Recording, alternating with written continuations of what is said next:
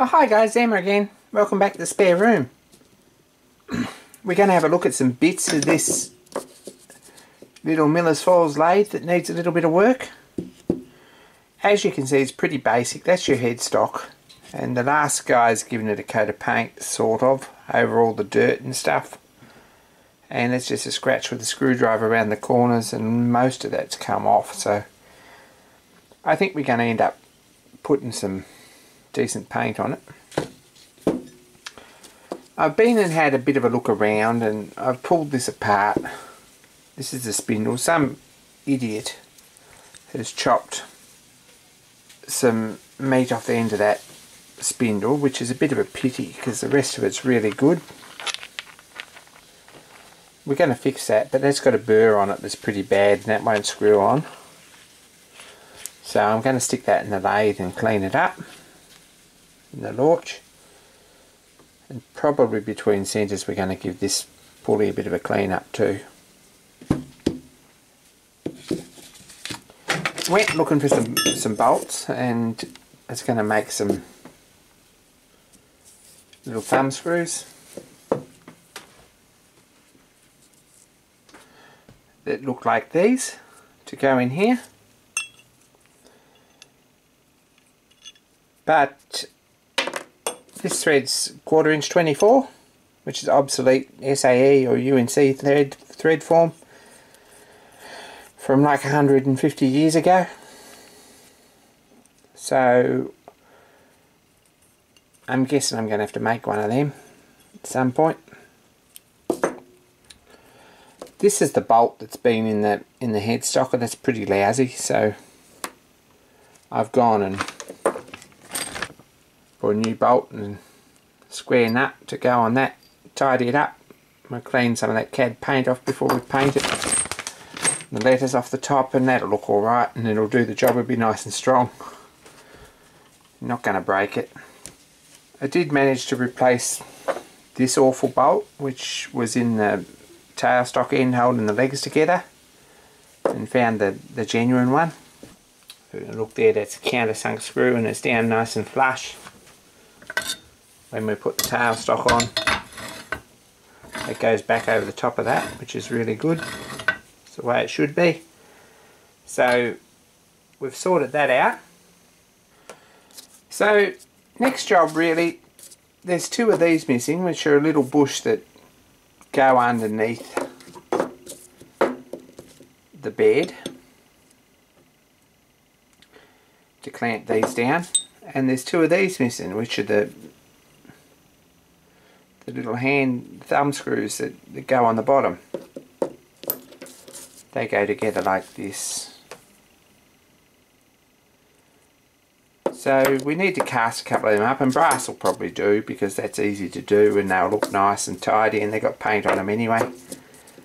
And they're underneath, and to be honest, they'll be a lot flasher than you could make out of steel anyway.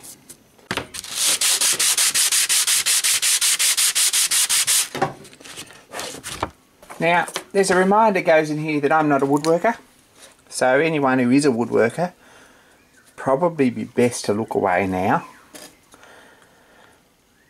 I've got a bit of pine offcut that I got a while back. I'm going to glue them up into a piece. What we need to make is this piece here. This has been machined off at the back for some reason at some point, and someone put a old half-inch nut behind it, which looks pretty ugly. And it doesn't go right up to the end here anyway, so we're getting a bit of this. So this is also, looking at pictures, a bit too small, and it should have a nice lip on there. And it's got a nasty wobble in it, which I don't like very much either because someone's messed around with it. So it's a pretty simple little piece, and I'll just cast one up, or get one cast rather than mess around and find a piece of brass that's going to cost me a fortune and machining it up and making a mess everywhere. So I've just cut some timber, and I'm going to glue them up, put some wood glue on them and stick a clamp on them and leave them to dry. So that's the first bit. So there we go, we'll put them aside. You should have a block that'll clean up there to 2¼ inches by about 35mm, something like that. Put that aside and let the glue dry, and we'll get on to something else. Next bit is to make a couple of patterns for this. I could just get a cast off this. It's a fairly basic piece and it's not in bad order. But we need 2 of them, so rather than get someone to mould this up twice and pour it twice, I'm going to make a couple of replicas of this and leave this at home rather than carry it around in my pocket and lose it. I've got some silicone pinky seal, which is a silicone mould, which I bought for another project and I've used a little bit of. But it's a pretty good product, and I'm just going to use a plastic or paper cup because it's got a bit of draft angle in it. If I sit that in the bottom and make a mould, we're going to pour a couple in polyurethane and they're going to be good patterns. So that's a fairly straightforward little job. I'm going to go straight out here now and say I envy anyone who can keep a bench beautiful and tidy and clean. There's a million jobs happening here and things I don't really have space. I could put it in boxes or I could hang it up on the wall, but most of these things are to hand and I'm using them. Some things could go away now, but if I did that I'd never get anything done, so put up with my messy bench please. Sorry about that. Now this is just mixed by weight, part A and part B, and some mould release, which I should have used last time I used plastic products, but I forgot.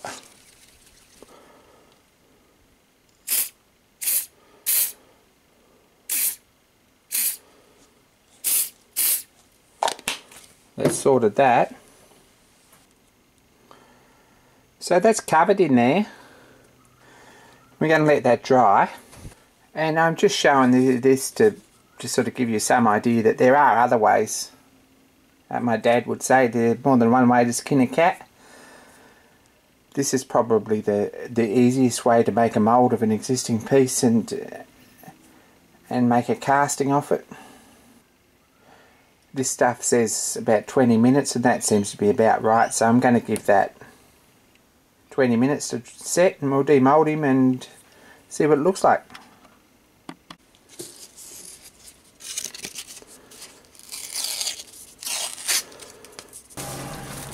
These paper cups just come from China.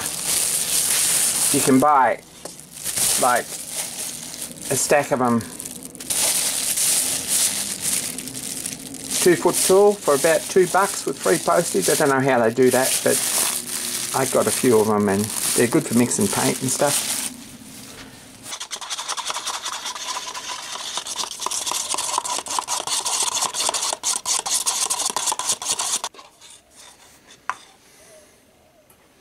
I've just filled that up and hopefully it comes out fairly easily.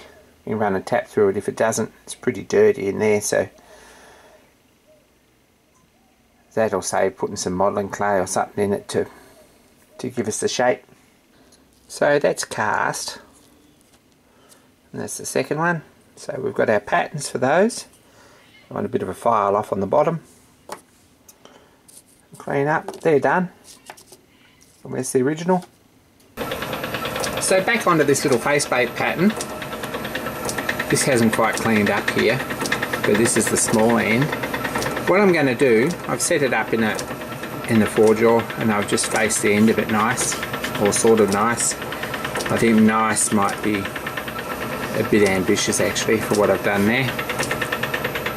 And I'm going to drill it through, and I've got a bit of 10mm wooden dowel. I'm going to stick that through with about 10mm, with about 50mm sticking out each end, and glue it in place. And then we can machine both sides in the 3-jaw chuck easy and end up with something that's probably going to look somewhere near concentric, and we can work on both ends.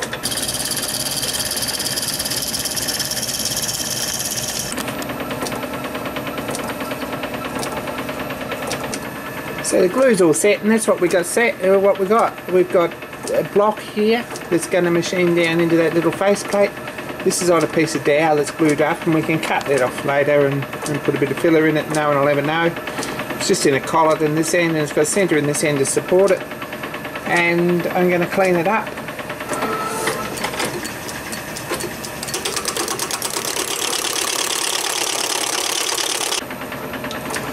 So of course the big issue on turning wood with a metal lathe, especially a machine like this that you can clean up pretty quick and easy. I mean, you can take the spindle out if you've got to in about an hour. The big issue is that your wood gets all dirty because everything's oily. So anyway, I've cleaned this up this way and this way to size, and we've got to machine a ridge down on the back there. So we'll turn him around. I think it's probably the first time I've used that crappy old 10mm collet. I've got a good one, but that one was one that came with the lathe, and it was a bit bent and it's a bit ordinary, but I thought it'd be good for this. It's pretty dirty inside. Anyway, let's turn round. This has got to come down to about 28mm, something like that, with a bit of a taper on it, and this hip flange needs to be about 1/4 inch or a bit thicker. So that's starting to look something like. I've got a bit of a draft angle on here. Probably I'll put a bit on the outside. This needs an undercut in here nicely, about 2mm, and back into the centre. Not the world's easiest thing to do on a metal lathe. On a wood lathe with a steady rest, you just cut him in with a nice sharp chisel and it'd be nice. But I'm just going to have a play around and see how I go. So there we go. I've got a bit of a radius in this corner, just so it lets out of the mould easy. And I haven't got too sharp a corner here or that'll crumble. And I'll put a bit of a radius on here. There's a draft angle on here and on here. That should demould really nice. It's not a bad little job, I think. I'm pleased with that.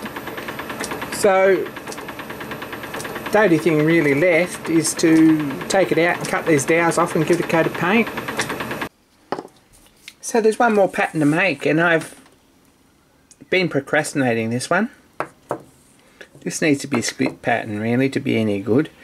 You could just cast it in one piece, and probably a good moulder could do that.